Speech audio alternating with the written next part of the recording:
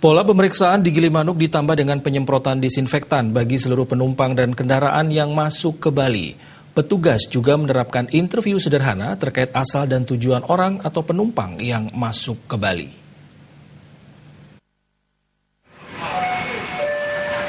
Kapolsek Gilimanuk Kompol Gusti Nyoman Sudarsana mengatakan protap pengamanan dan pemeriksaan di pintu masuk Bali ini mengikuti saran atau standar WHO, yakni dengan spraying disinfektan untuk semua penumpang dan kendaraan baik mobil maupun sepeda motor yang baru masuk.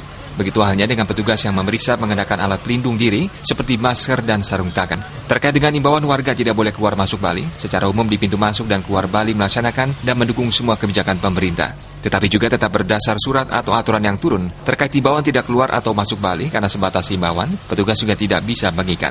Namun demikian, petugas tetap melakukan SOP pemeriksaan dan interview asal tujuan warga yang masuk dan keluar Bali. Terkecuali memang ada pembatasan pasti, selain pengamanan pintu masuk, petugas juga melakukan imbauan ke sejumlah titik potensi ramai di Gilimanuk, seperti pasar dan tempat-tempat umum. Setiap saat petugas melakukan patroli dengan memutar rekaman maklumat Kapolri melalui pengeras suara. Tujuannya untuk mengimbau masyarakat tidak berkumpul, termasuk mengurangi berpergian keluar rumah dan keluar Bali.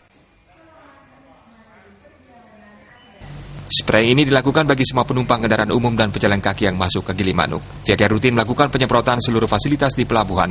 Pihaknya juga membenarkan pasca nyepi, jumlah pengguna jasa di luar kendaraan barang dan truk angkutan sembako menurun.